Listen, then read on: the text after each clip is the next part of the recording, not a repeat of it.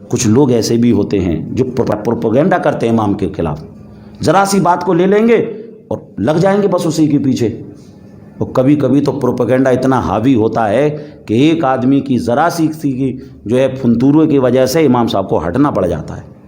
ایک امام صاحب کو مسجد کمیٹی کے لوگوں نے ہٹا دیا۔ وہ امام صاحب جب استعفیٰ دے کے جانے لگے تو امام صاحب کی آنکھوں میں آنسو۔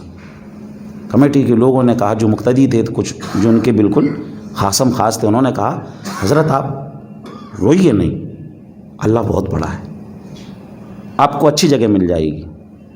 تو انہوں نے کہا امام صاحب نے، میں اس لیے نہیں رو رہا ہوں کہ میری جگہ چھوٹ گئی، میں اس لیے رو رہا ہوں کہ مجھے ہٹانے کا جو ایشو بنایا وہ ایشو یہ تھا کہ امام صاحب وقت کی پابندی نہیں کرتے ہیں، وقت کی پابندی نہیں کرتے ہیں، یہ ایشو بنایا۔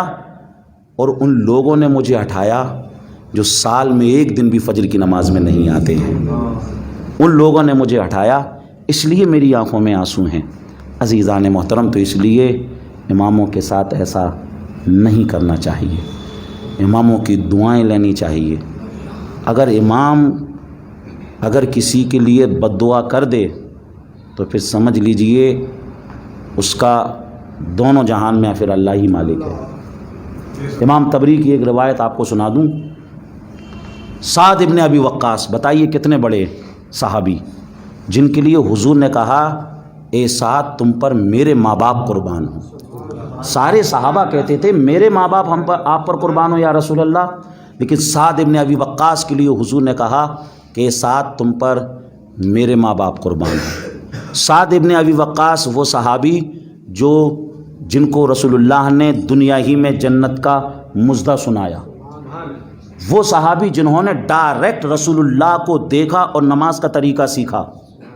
لیکن فاروق اعظم کے زمانے میں جب کوفہ کی سرزمین پر امامت کے لیے حضرت فاروق اعظم نے سعد ابن ابی وقاص کو وہاں پر بھیجا تو ایک شخص نے حضرت فاروق اعظم کو لیٹر لکھا اور شکایت کی کہ سعد ابن ابی وقاص صحیح طریقے سے نماز نہیں پڑھاتے ہیں۔ امامت کے مصلی پر آئے تو دیکھیے مقتدی کیسے کیسے ہوتے ہیں۔ سعد ابن ابی وقاص کو انہوں نے نہیں چھوڑا، سعد ابن ابی وقاص کی شکایت کر دی۔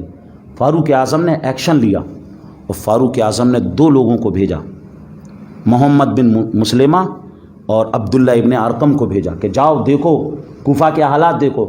وہاں پر آئے، معلوم کیا، سب سے معلوم کیا، ہر آدمی یہ کہہ رہا کہ نہیں ہم نے تو ایسی کوئی شکایت نہیں کی، ہم نے تو ایسی کوئی شکایت نہیں کی، ہم نے تو ایسی کوئی شکایت نہیں کی۔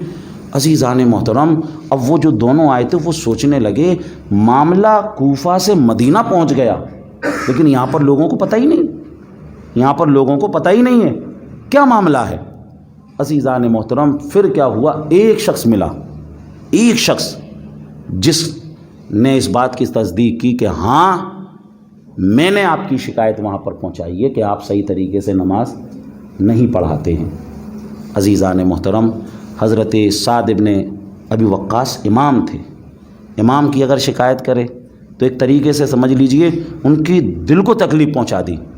سعد ابن ابی وقاص نے ان کے لیے اس وقت کچھ ایسی دعا کی کہ اللہ تو اس کی عمر بہت طویل کر دے، اس کی عمر بہت طویل کر دے، اور اس نے جو مجھ پر تہمت لگائی ہے اس کی سزا مولا تو اسے دنیا ہی میں دے دے۔